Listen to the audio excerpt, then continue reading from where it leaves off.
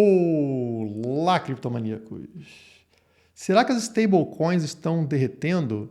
Stablecoins são aquelas moedas que mantêm paridade de 1 para 1 com relação ao dólar ou com relação a outras moedas fiduciárias. E elas são muito utilizadas no mercado cripto para o pessoal ali fazer a reserva quando o Bitcoin ou outras criptomoedas estão muito voláteis. Então você quer assegurar o seu valor em dólar, você transforma o seu dinheiro de Bitcoin ou de Ethereum para uma stablecoin e assegura ali aquele valor, em teoria. Mas o que vimos nos últimos dias foi a UST, uma das principais stablecoins do mercado, perdendo essa paridade com relação ao dólar, né, caindo muito com relação ao valor de $1. Isso fez com que vários investidores perdessem praticamente todo o valor que tinham guardado no mercado cripto. Será que esse risco também se aplica a outras stablecoins? E se for o caso, será que o mercado cripto está em risco, já que hoje ele é tão dependente das stablecoins? É isso que analisaremos logo após a vinheta.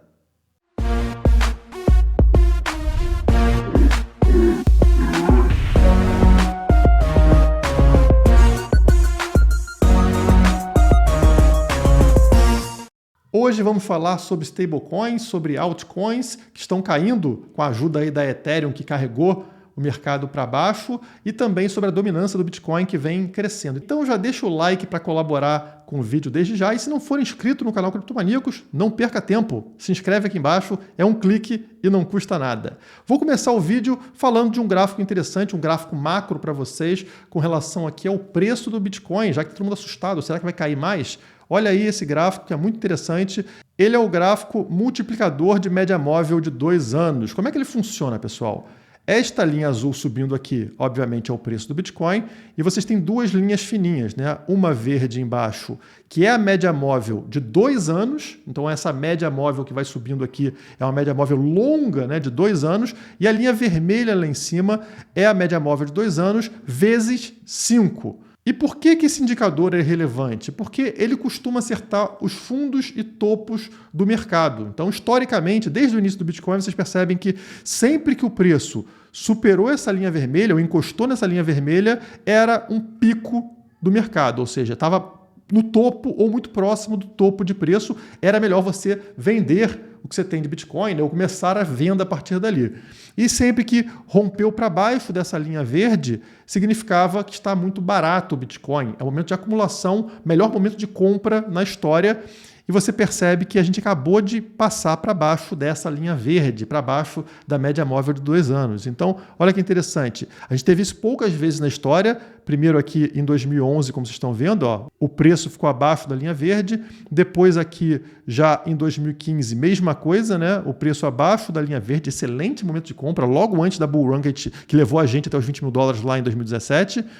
E aqui em 2019, mesma coisa, ficamos abaixo da linha verde, outro excelente momento de compra. Mais uma vez aqui, rapidamente, em 2020, em março de 2020, no início da pandemia, caímos abaixo da linha verde, momento de desespero total do mercado, Bitcoin vai morrer, e era, mais uma vez, um excelente momento para compra. E agora, novamente, atingimos esse mesmo patamar, indicando que apesar de todo o medo do mercado, apesar de poder ter mais alguma queda daqui para frente, já é um excelente momento de acumulação. As pessoas têm que virar a chave, né? Não pensar de forma nenhuma em venda e sim em compra, em acumulação do Bitcoin para ter muito lucro daqui para frente. Quem comprou, por exemplo, na última vez que isso aconteceu aqui em março de 2020, comprou Bitcoin ali na casa dos $3, $4 mil. E para onde ele foi depois? Sim, lá para os $60 mil. Olha o tamanho do ganho que a pessoa teve comprando nesse patamar. Pode demorar um pouco para isso acontecer? Pode. Você vê que o pessoal acumulou aqui, por exemplo, em 2015, levou o ano inteiro aqui para o preço sair desse patamar e começar a subir absurdamente. Mas o que aconteceu com quem acumulou muito ao longo desses meses aqui de 2015? Ficou rico lá na frente.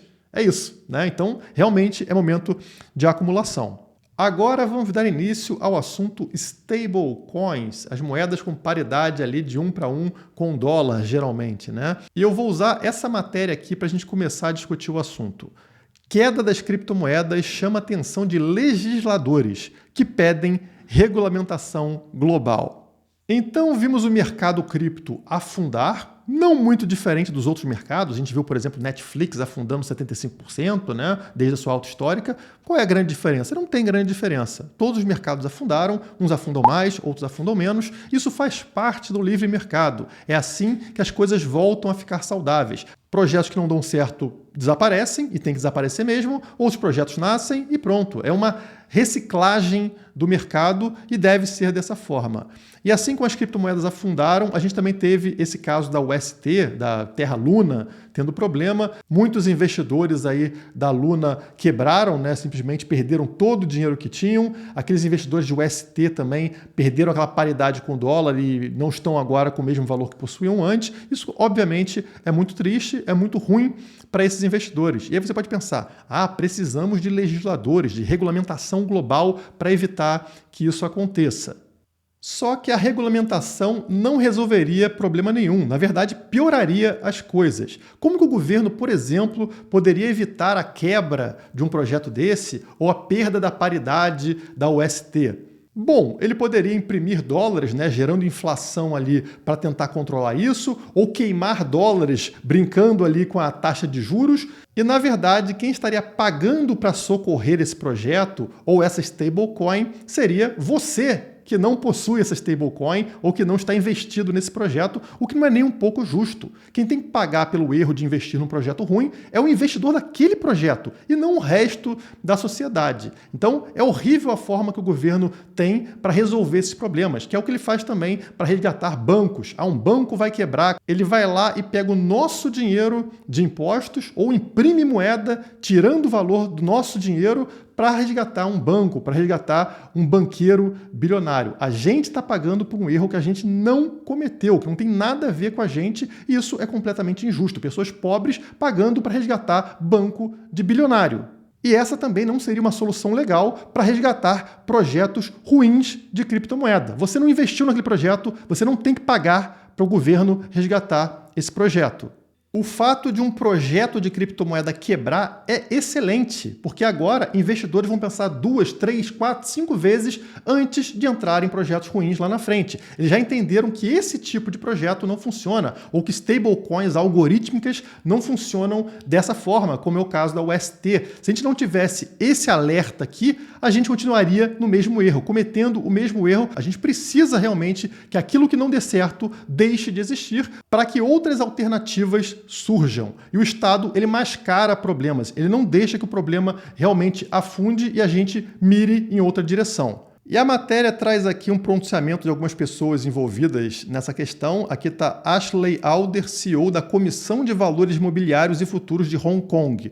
E ele debateu aqui com outras pessoas muito importantes sobre regulamentação global. Estão pedindo regulamentação global. Alder destacou que os 3 principais focos do mundo envolvem 3 Cs. Aquela doença que eu não posso falar o nome no YouTube, que vocês sabem qual é, clima e criptomoedas. Vejam vocês, tá aí no top 3 para esse pessoal. Enquanto os 2 primeiros, que é a doença e o clima, possuem um alinhamento global, o debate sobre criptomoedas ainda está em níveis diferentes em cada país. Olha, entendeu o que ele está falando aqui, pessoal? Ele está falando o seguinte, para resolver os 2 primeiros problemas, segundo eles, que é a doença e o clima, todo mundo tem que fazer a mesma coisa. É um monopólio global, uma única ideia para o mundo inteiro. Enquanto que criptomoedas, cada país age de uma forma diferente. O que ele está falando é, monopólio é bom, concorrência é ruim.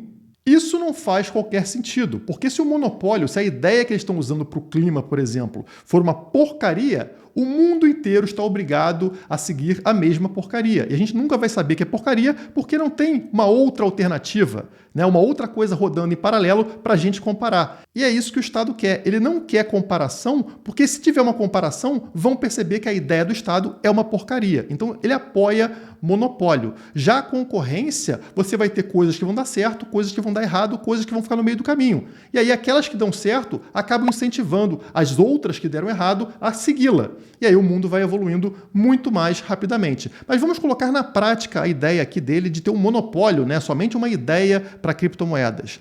A China baniu o Bitcoin. É uma ideia, né? China banindo o Bitcoin. El Salvador adotou o Bitcoin como moeda legal. Totalmente diferente. Estados Unidos estão focados apenas em stablecoins, uma outra ideia.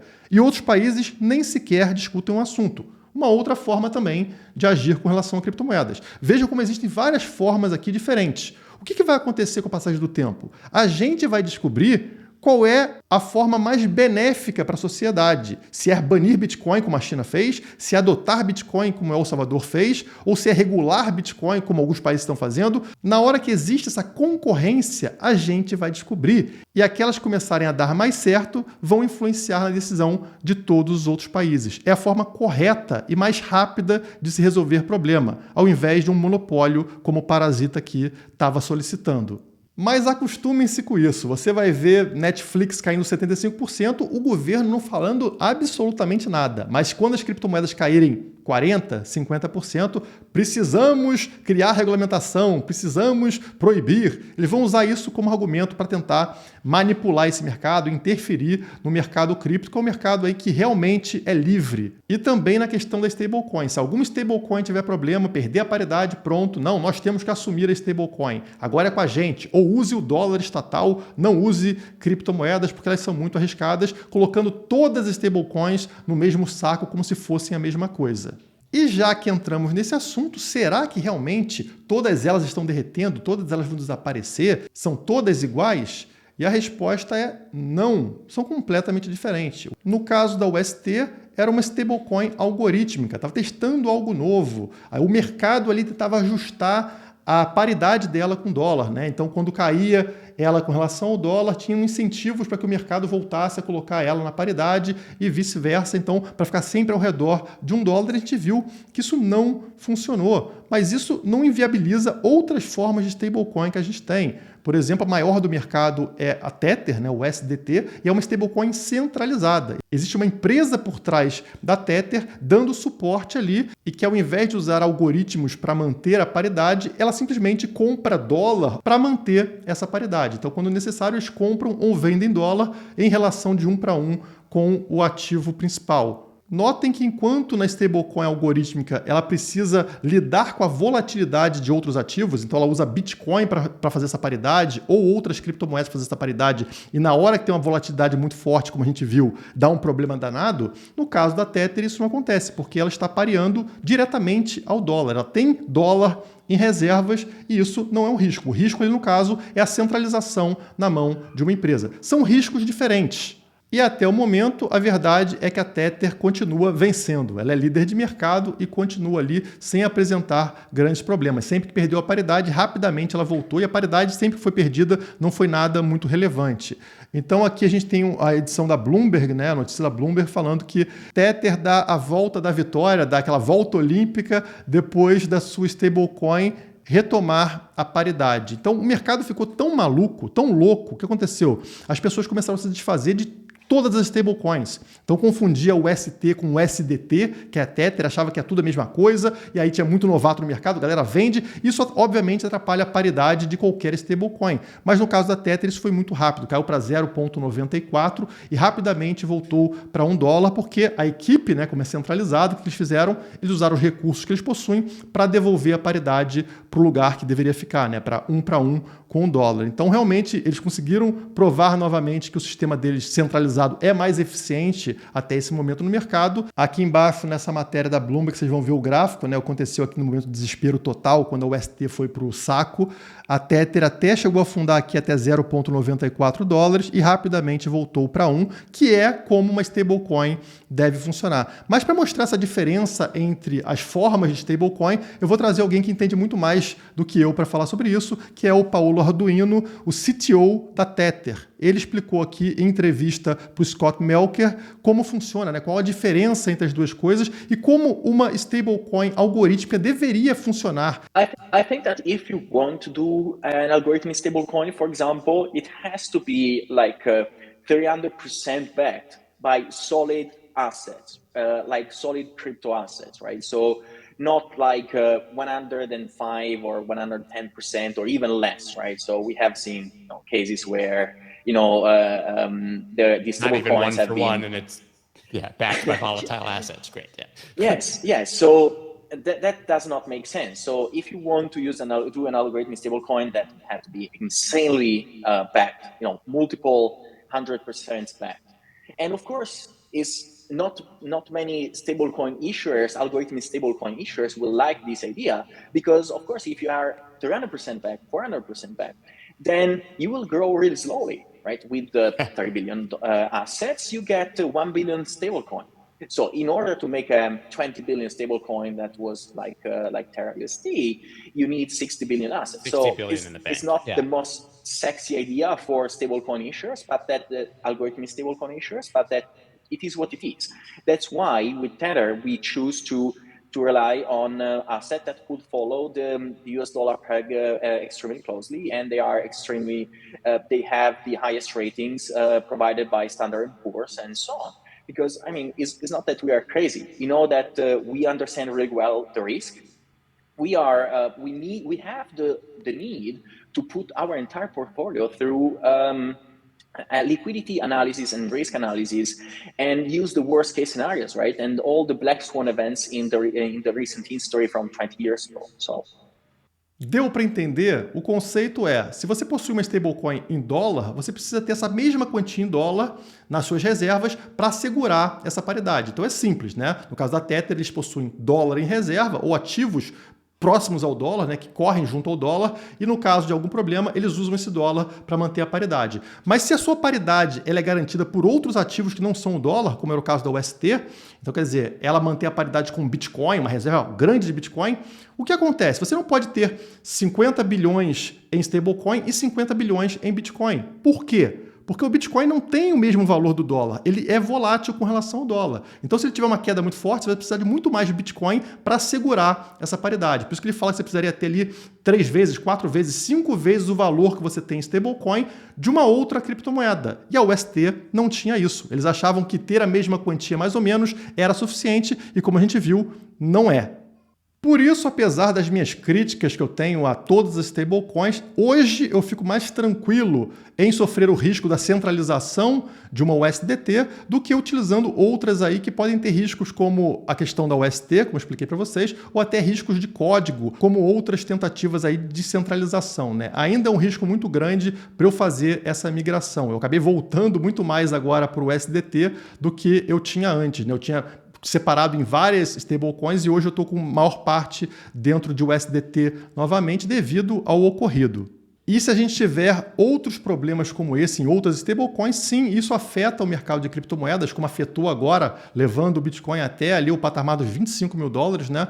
Porque ainda dependemos, infelizmente, de stablecoins. As pessoas ainda olham para o dinheiro como o dinheiro fiduciário, né? O papel moeda estatal, e elas precisam de uma ponte para as criptomoedas e também uma proteção na hora que elas começam a ficar muito voláteis. Então, os stablecoins ainda são muito úteis e serão por muito tempo, então elas têm grande impacto no mercado. Por sorte, nós temos concorrência, várias stablecoins no mercado e sempre teremos alguma que está tendo uma solução melhor, uma solução mais inovadora, uma proteção maior para os clientes. Então, não ficamos na mão de uma ideia só que pode dar errado e aí daria errado para o mercado como um todo. Isso não vai acontecer nesse caso.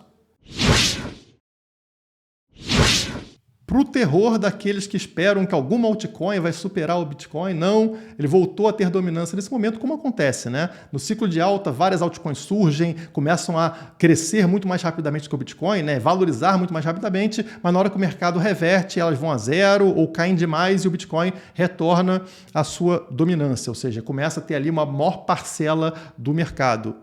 E quando a gente abre aqui o gráfico diário Ethereum barra Bitcoin, Ethereum no par Bitcoin, vocês vão notar o que aconteceu.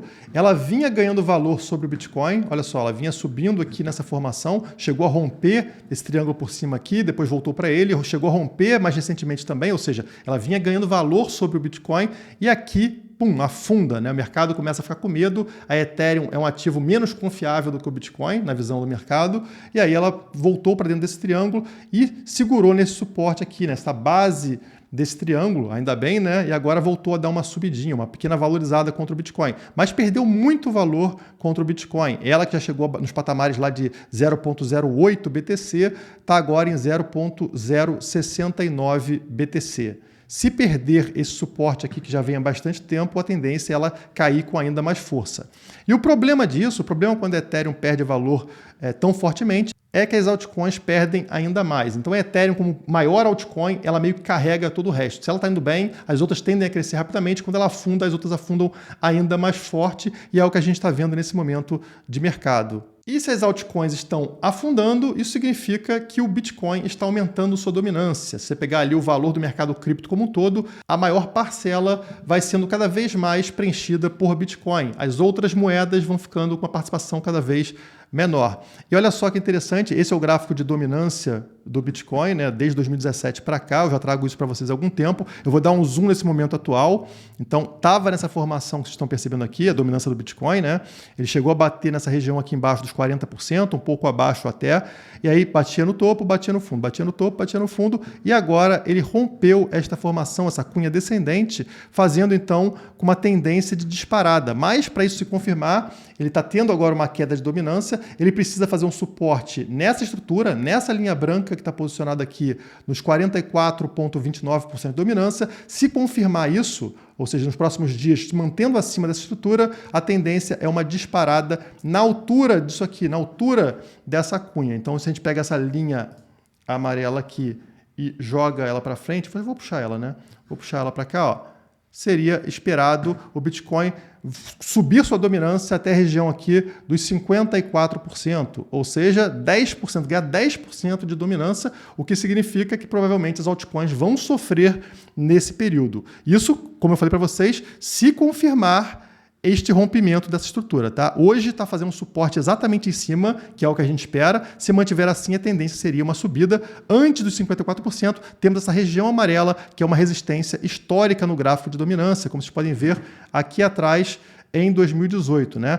Pega nessa região vermelha, que é o fundo do poço, tá? Sempre que chega aqui, a dominância do Bitcoin volta a subir. Aconteceu em 2018, como estão vendo em 2 ocasiões, e aconteceu 3 vezes aqui em 2021, como vocês estão vendo aqui. Então, sempre que atinge essa região, a dominância do Bitcoin volta a subir. Agora não foi diferente. Mas quando atinge a região amarela, já é uma resistência. A região amarela ao redor dos 50% de dominância, ou seja, metade do mercado cripto é Bitcoin e metade seria o restante. E a gente ainda tem bastante para subir, né? De 44 até 50, mais 6% de crescimento de dominância para o Bitcoin, pelo menos antes de uma correção mais forte, se esse rompimento for confirmado. Ao longo dessa subida do Bitcoin, significa que o mercado vai estar investindo cada vez mais em Bitcoin, porque é o grande ativo do mercado cripto, e parando de olhar para altcoins que são mais arriscadas, mais voláteis. O mercado está evitando o risco nesse momento.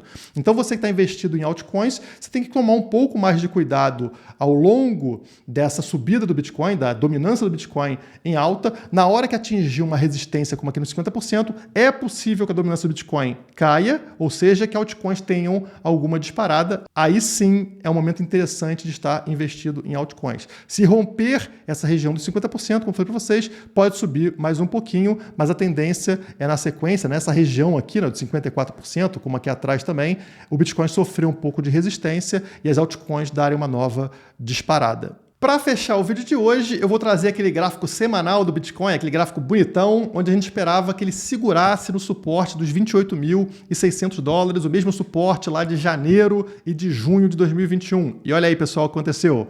O preço deu aquela rompida rápida, né? Fez um pavio lá embaixo até os $25, mas olha onde estamos agora, nos aproximando do fim da semana. Bitcoin praticamente aqui nos $30.000, né? Batendo nos $30.000, acima dos 28.600, que é o que a gente espera, ou seja, este suporte aqui, que foi respeitado aqui atrás, em meados de 2021 e no início de 2021, sendo respeitado mais uma vez, porque a partir daqui a gente espera essa subida forte que aconteceu nas 2 ocasiões. Então, por enquanto, tudo ok. Temos que fechar domingo acima de $28.600. Estamos ali no limite, mas acima do nosso objetivo, o que é interessante. Em caso de rompimento dos 28.600, aí eu espero uma queda até a linha vermelha, fundo do mercado histórico, média móvel de 200 semanas, posicionada aqui no 21, 22 mil dólares. Então teríamos uma queda mais forte, mais profunda até aqui. Mas o interessante é que se formou um suporte no meio do caminho, né?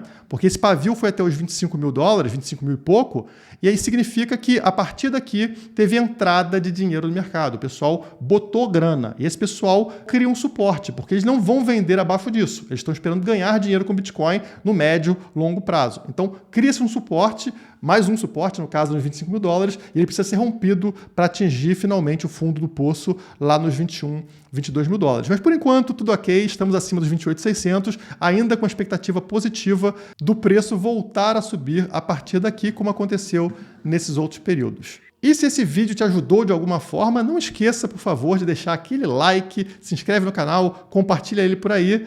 Por hoje é só, muito obrigado e um bom final de semana para todos vocês.